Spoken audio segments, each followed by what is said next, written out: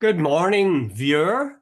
You're most welcome. Now, I hope you won't feel I'm showing disrespect for you wearing this scrubby old jacket. Pat has already commented on my sartorial inelegance, but I did my best, Pat. I did my best. It was just the fact that you're wearing a jacket today sort of struck me as odd. After Oh, about you're going to five leave years quick. of pullovers and jumpers, to see a jacket.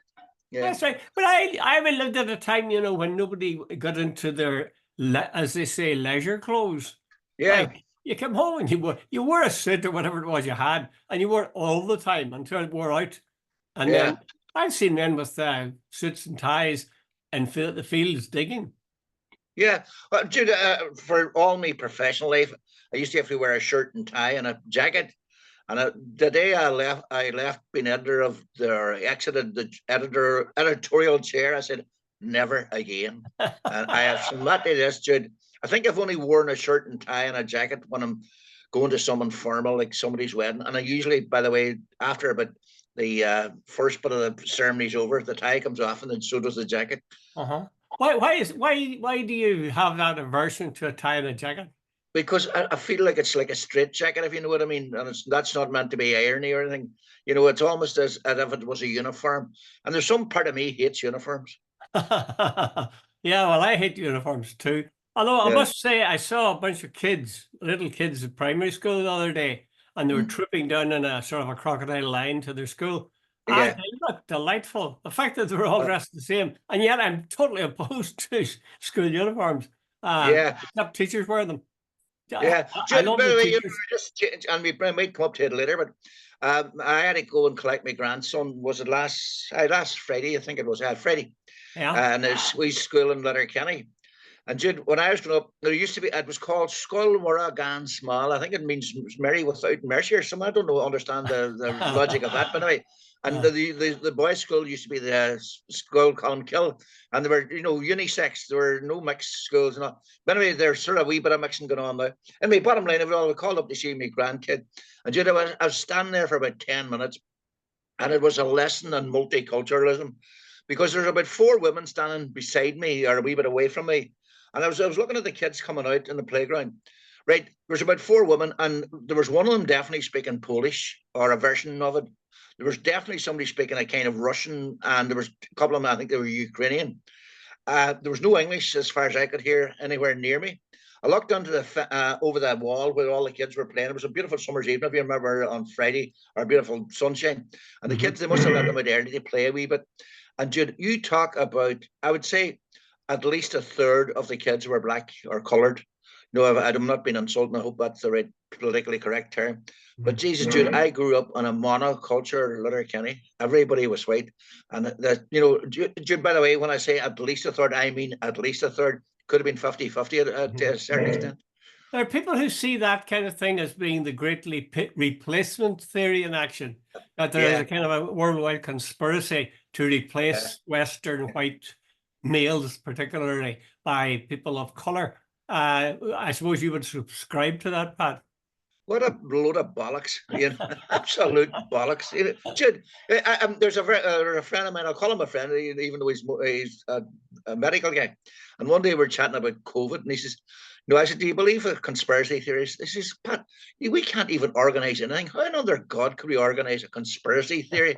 He says, the French won't talk to the Italians won't talk to somebody else, the Chinese won't talk to the Russians won't talk to the Americans, he says, and yet we are all supposed to agree on this whole thing. And he says, look, the thing is, as he said about COVID as well, are you seriously suggesting that a couple of thousand medical people all agreed that this was no, that COVID was a conspiracy, and they were going along with it? He says, think about that for a minute. He says, are you suggesting that all these people are dupes or liars or cheats or people of no integrity? He says, God, think of it. And I says, I agree with you totally. But I says, there are plenty of people out there who don't. One thing these people, I think, who go on about the replacement theory and who clearly are at their heart racist, Yeah, is that they think that they're better than whoever's yeah, coming in. I mean, in many cases, that is such a laughable idea that yeah. some of our native brothers and sisters would be better than anybody. It doesn't matter who, Yeah. anybody with a different color of skin that comes in. I rejoice in it. I think it's wonderful. It's like literally new blood into the Uh, population. And Jude, look, when we talk about this I'm game going to later throw on, but I'm going to throw the old one at you, but I find it Irish people complaining about people coming into this country. I accept that there is legitimate complaints by issues in regard to services and schools. I am not disputing that, and I think there needs to be some sort of look at that, because we just can't keep on doing this. But see, opposing people based on either their nationality or their ethnicity, take a run. to put it politely. Okay, let's go and take a run at some of the topics of the day. Well, the biggest political event here, or in the south of Ireland, was over the weekend, was the Sinn Féin's housing manifesto or plans, where they put meat onto the bones of what they've been talking about. Were you impressed, Pat? Yeah, Jude, to a certain extent, Jude, apparently it's just something like a 120-page document or something.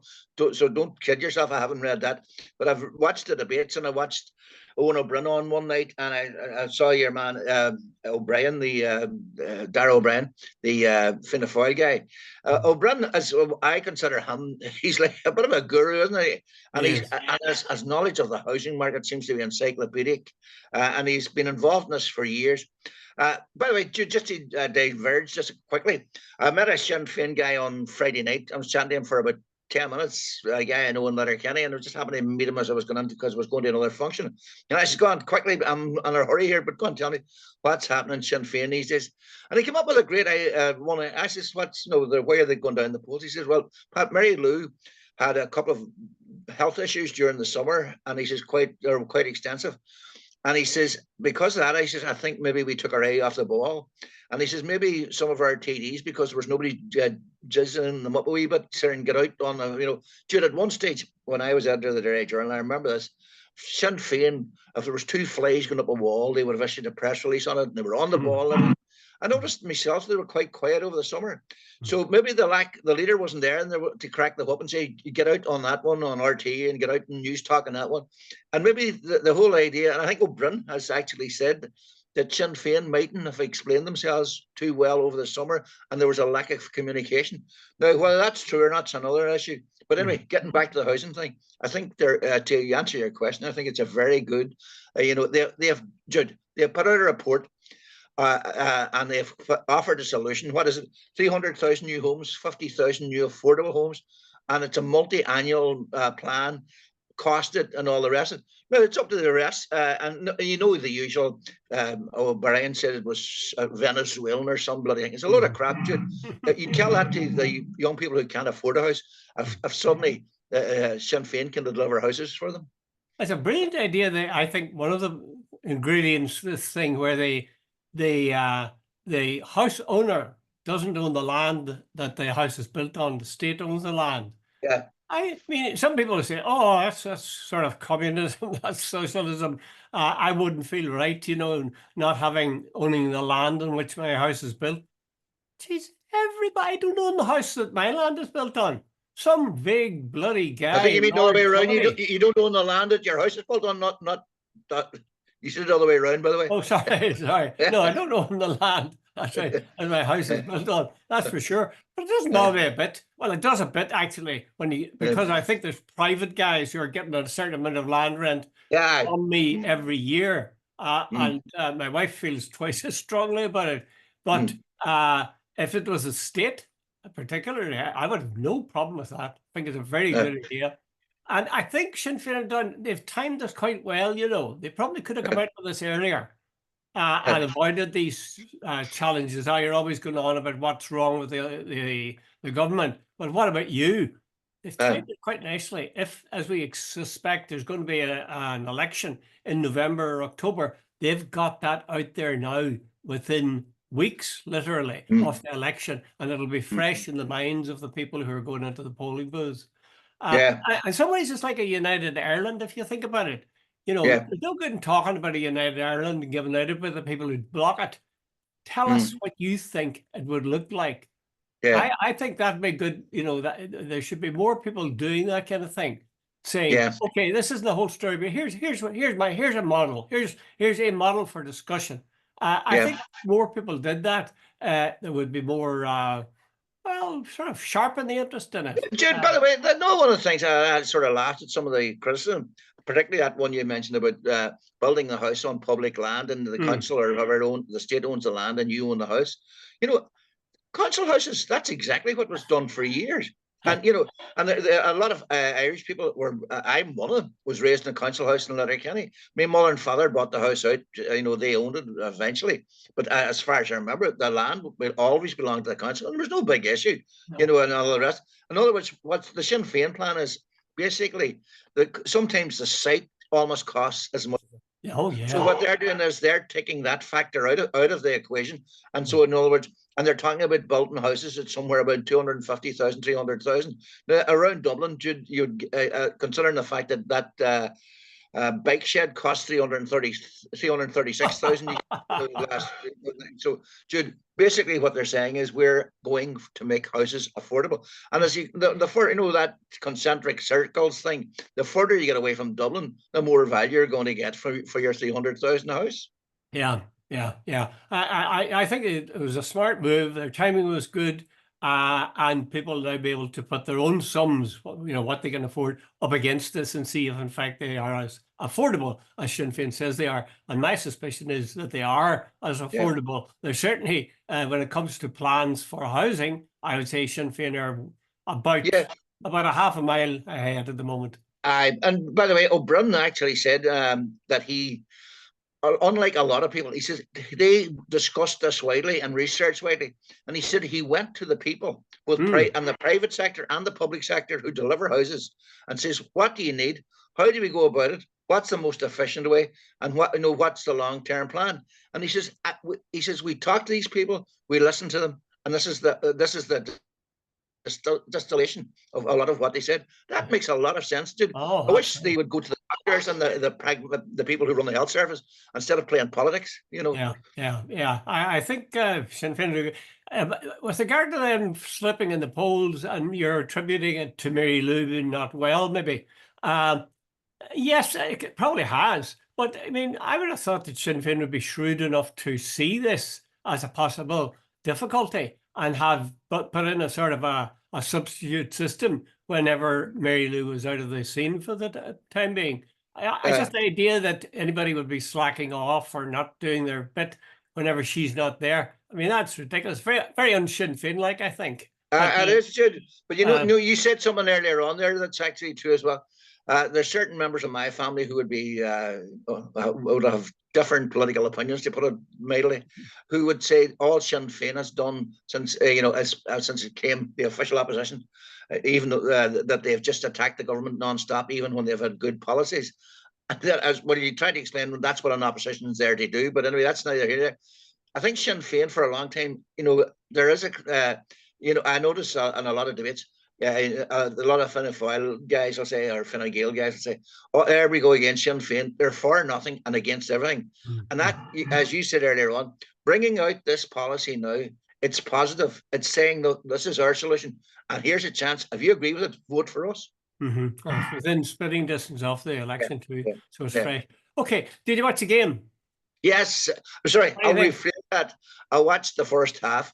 And England were so dominant, I went outside and sat outside because I couldn't be arsed watching the second half. I watched it through to the grim end. I was deeply disappointed. Deeply disappointed. I thought it was kind of ironic that Grealish and Rice were the two. There was something ironic there. And the other thing was that they were both terrific goals. I mean, they were good goals, both in different ways. Yeah, I was particularly glad to see Grealish. People said that, I think Irish Times said, that Rice showed respect and he was doing this here with his hands to show that he wasn't celebrating in front of the Irish fans because of the circumstances. In other way, whenever they're playing their own old club. But Grealish, while Grealish didn't do it to taunt the Irish supporters, he did lap in the air and pump it as they normally do. I didn't somehow have any problem with him doing that. If I'd scored a goal like that, I'd tell you, I'd have been rejoicing in it forever. If I scored a goal, yeah. But Judy, I noticed what it was. When I saw the team, I thought, right, Robbie Brady, I thought, Jesus, where did he last play? and Matt Doherty. Matt Doherty was a hell of a good player for They Spurs. were both good players. They're 32, 33. Aye. Talk about back to the future. And Anthony Gordon was running poor Seamus Coleman ragged because poor Seamus, he had very little cover. When it was 1-1. If you watch Barcelona or Liverpool, the fullback is never exposed. He's always got support. Poor Seamus Coleman. For the first goal, remember, what was it? Trent Alexander had a ball about 40 yards, and it was. So anyway, the bottom line, Jude, as apparently when it was all over, England had put together 636 or 37 passes. Ireland had 140 something. It tells you how much dominance English had. I thought in terms of tactics, the proof of the pudding is in the eating, but I thought their tactics were very good, and I thought the level of player ability was much higher among the English team. Yeah. Funny, I was kind of expecting myself to be really sort of upset by it, but it wasn't. I sort of accepted it. I think there must be somebody somewhere who's capable of coming up with the kind of change that Jack Charlton did, because they had a huge banner to Jack Charlton among the crowd, and yet they didn't see sort of there. This Icelandic guy, he doesn't seem to be doing anything different in his setup, No. And somebody said that the two wing backs they had were ridiculous because they were two old people essentially. That's Doherty and Brady. Yeah, good players, but not good just players, very good players. You have to have guys with energy and youth and so on. But just changing the subject slightly, what do you make of the fact that the Daily Telegraph on Friday went bananas about the fact that Lee Carsley would not sing the national anthem? I think they were implying that because he had played for Ireland as in his youth or his younger days, that this was some sort of slight, and there's no way that any man who wouldn't sing "God Save the King" should be the England national manager. Do you regard that as some sort of culture war? Surely it should be about football. Of course, I agree, and I'd be in favour. But you see, Pat, a lot of people, when you take away the national anthem, they get very upset. Like I remember saying to people in a blog or something, well, how about encouraging Protestants or Unionists to play Gaelic football, say, or Gaelic games, and remove the flying of the flag and the singing of Ireland of Vain? And people from the south, very, very, no way, no. And even people in the north too, they're saying, oh, there's the only chance we get to stand for the flag and so on. So they tend to take that position. I frankly think the more they take it away, the better. Let's see. I mean, the clubs, when they play each other, the Premier League, they're not doing it on the basis of nationality. And yet you get really sharp rivalry and good football. The same should apply in terms of internationals. Everybody knows this is the Ireland team, that's the England team, that's the French team, and so on. And just get on with it. Anyway, but I thought it was, Jesus, in the middle of all, he just says, when I'm the manager before a game, he says, I'm in the zone, I'm trying to concentrate on what's going to happen and all the rest. I just don't sing a song. It's nothing to do with it. I thought that of all the big thing, the one thing they picked on was the fact that he doesn't sing the national anthem. By the way, coming from the Telegraph, whose owners, as far as I know, have refused to pay British tax. So they've got some neck to criticise anybody. Very good. Mind you, Declan Rice did ball out.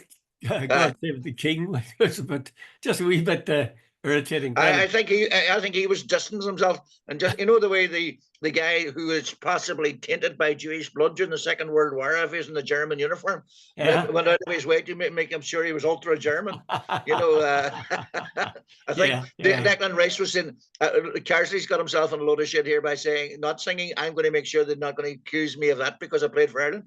See, if Carsley delivers, they won't give a damn if he stands or sings or whatever. Exactly. Yeah. And if he doesn't, he's finished. Okay, so let's go from football to Letterkenny, because there's a big, extensive article about Letterkenny Courthouse in the Irish Times this morning, and I hadn't realised this. I gather it's a spanking new structure, grey stone benches, wooden topped, and they have waiting areas inside the courthouse. They have rooms or an area for children with soft furniture and toys. They have a victim support room, and so on. Have you seen this? No, Jude, speaking as a young guy, I started off my career in Letterkenny. One of the first things as a young reporter, as you well know, is you're sent to the local court. And I spent, well, 3 or 4 years going to the local court. And it was a dingy enough sort of building and all the rest. That it was down what they call the Port Road, or at the top of the Port Road. Anyway, they moved up to the brand spanking new thing there a couple of years back. It was where the old swimming pool and gymnasium type complex was. And anyway, bottom line of it all is apparently it's the top of the range. Of course, as usual in Donegal, there's no parking. I think there's only enough parking places for the judge. Which is ridiculous. But anyway, the bottom line of it is they spent about 6 or 7 million on this thing a couple of years back. That would probably get them 3 bike sheds now. But anyway, apparently it is a state-of-the-art facility and all that. But Jude, I think really the point you're getting at, Letterkenny used to be a very sort of rural backwater where you could have your dinner and you're on the middle of the main street on certain days of the week because it was that quiet. It was like a small country market town, and it's changed beyond recognition. In fact, Jude, as we mentioned on Friday, we were having our 50th St. Eunan's reunion on Friday. I met certain guys who haven't been back in Letterkenny for a long, long time. And one guy who lives in Galway says, Jesus, Pat, I've never seen worse, in the sense that he says, the traffic, he says, you're just bunged on traffic. He says, gridlock to start with. That's the Letterkenny of today. No, Letterkenny was a town basically designed for donkeys and carts about 80, 100 years ago. Jude, is not meant for modern day traffic. But anyway, what's happening in Letterkenny is there's a massive influx. Jude, if you walk down the street, you'll see some local wags refer to it as Letterkenny, because there's so many Kenyans and black people and so on. It's changed totally, and the courts reflect that. Well, I don't know. The building reflects it, but I was looking at the cases that the Irish Times cited, and there was a case, I thought it was rather good, case of an assault by a councillor on another councillor in Lifford on a particular date. You better use the word alleged there, Jude. I thought that was funny. It's a bit like, these punch-ups you have in Eastern European parliaments. So nothing has much changed there. And then there's a woman who was under the influence of alcohol and kicked a female Garda in the stomach. And the judge says, well, that's not good. You're not allowed to do that, So it really doesn't seem to have too many things changed. Although I thought it was a topic we could have expanded on, but maybe there isn't time. And that is that it's the men, by and large. All right, that woman kicked the Garda, female Garda in the stomach. But by and large, it's men who do the violence throughout the world on a small scale and on a big scale. And I was wondering, if it all was passed over to the women to make decisions about this, we might live in a much better world. Yeah. Well, Jude, it's very hard to argue, because men have made such a balls of this world that you'd sort of say but then when I look at Mrs. Thatcher, I'm going, Jesus, maybe that might never say. But anyway, Letterkenny judge, the 2 judges, I think, are both female. So anyway, that's right. But look at the funny, well, not the funny thing. One of the cases was a guy who's a homeless man, and apparently he hadn't eaten in 3 or 4 days, and he broke into this cafe and he was found gorging on cake. And so on. God. And then there was a mention of a case where a brother and sister both got safety orders against each other. Apparently the mother had died and had left the house to the sister, but with the guy the right to stay in the house. So there's obviously some sort of dispute. The guy said when the sister went out, she locked the rooms and she had no right to do that, and sort of thing. So you all human life is at a local court. Well, when families go to war, my God, I tell you, it's like a civil war. There's more viciousness to it because they know each other so well. Okay, let's go on to the state of affairs in the US of A, because tomorrow night, maybe other debates later on, but the first one of these, which is, they had a job getting it put together, is going to occur in Philadelphia between Donald J. Trump and Kamala Harris. How do you think it'll go, Pat? Do you think we'll see? Well, I don't know, Jude. I have a couple of friends who said Harris is untested. that she didn't perform that great some time back, when she was running for the presidency in her own right, and that Trump is very intimidating. Remember the time of Hillary Clinton? Yeah. They said he had got all sorts of these guys, behavioral scientists. Remember when Hillary was talking, he started walking behind her and sort of like the alpha male crap type thing, and so on. And I presume they're sort of worried about Harris. She's very smiley and laughy and so on. And, she's going to have to get a point across because Trump's going to try and intimidate, I am the strong man. This is what America needs. And here we have this lightweight woman who has no track record. I am the former president. I have been in the Situation Room and with all that sort of, I presume they're going to play to that strength that he has. Now, the other side of the story is, Harris has totally invigorated the Democratic campaign. Jesus, Joe Biden was on his way out big time, and the Democrats were going to lose big time. Now, I think it's neck and neck. I think the New York Times poll has Trump ahead 1% somewhere. 1% is nothing. And then some of the swing states, she's going to have to go for them too. But bottom line is, Dick Cheney, by the way, the former Secretary of State under George W. Bush, is saying he is endorsing Harris. His daughter, Liz Cheney, says he's endorsing Harris. Mike Pence, who was Trump's vice president, is not saying he's endorsing Harris, but he's refused to endorse Trump. So, there's a lot going on out there, Jude.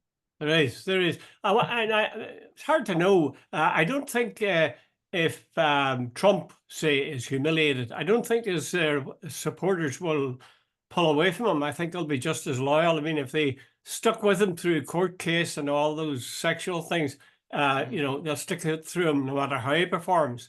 Kamala Harris, I think her supporters will probably stay with her too, but she'll have lost the opportunity to pull in an awful lot of new voters. Apparently, she's made strides with women, young voters, and Latino voters that Biden didn't really have. But we sometimes forget what's at stake with these things, because of that article about the debate, or about Biden, or about Harris and Trump.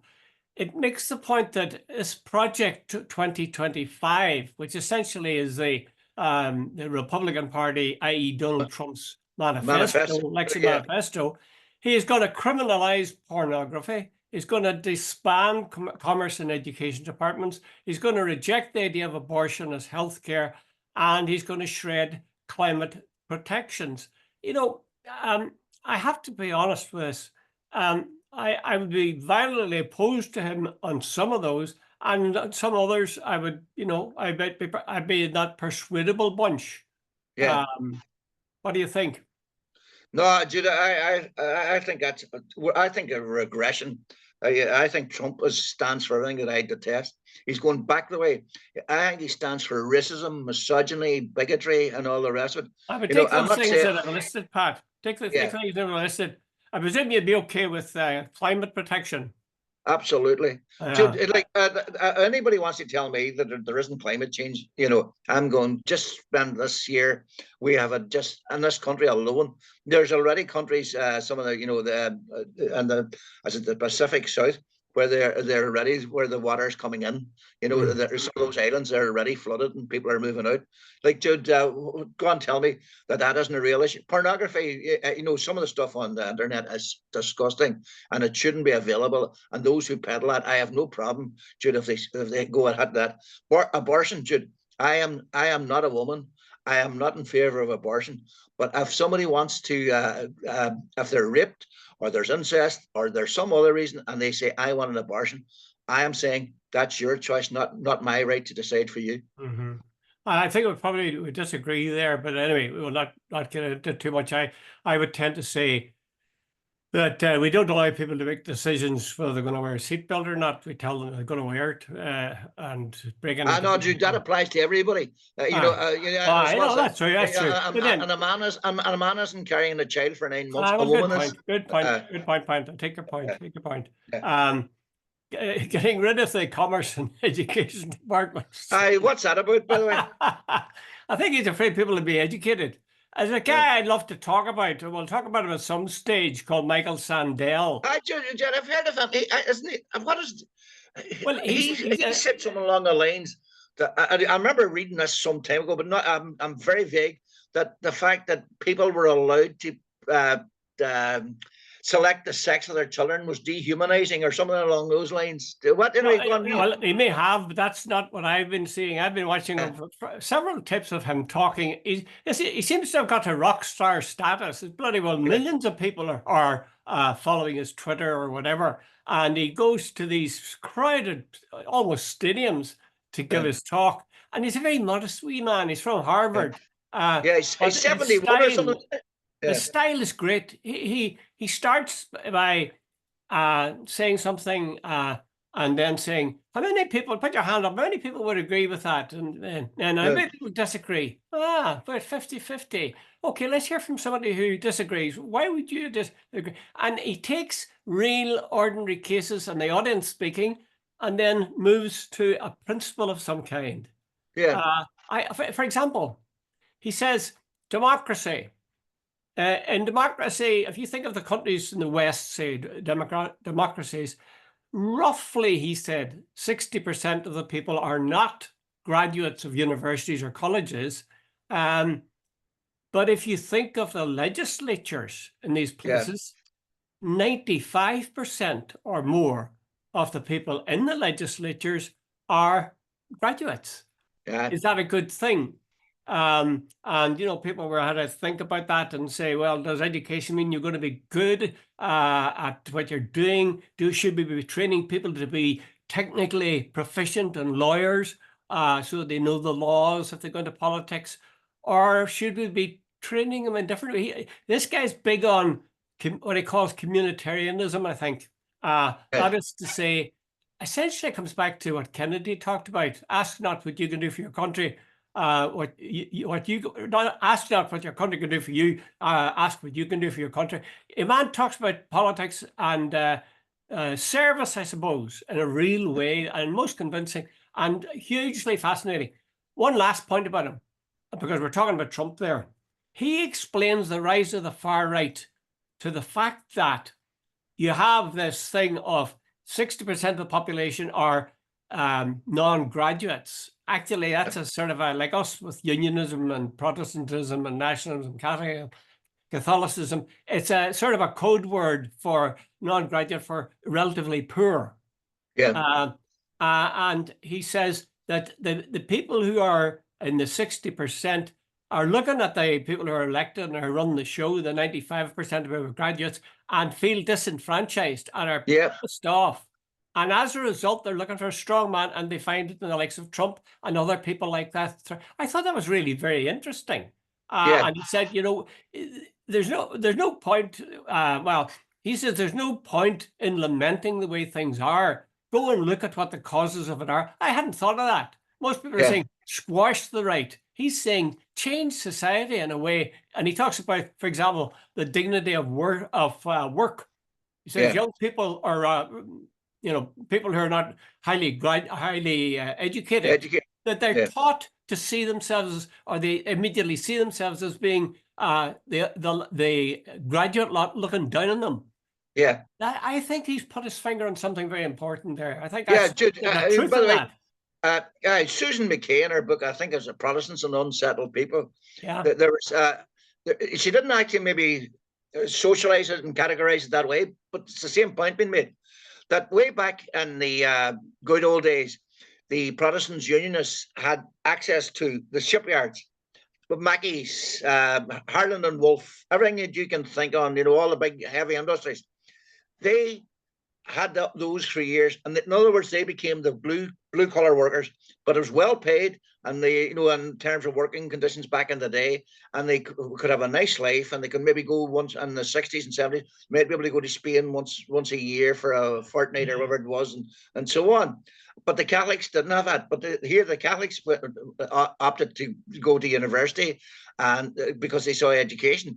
And then suddenly, fast forward 20, 30 years, you look at, you know, all the top jobs in the sort of professional classes, academic classes, and all the rest of it are now, by and large, majority are Catholics. The Catholics are by far the highest percentage who get to 11+, who qualify as doctors, lawyers, and so on, so on.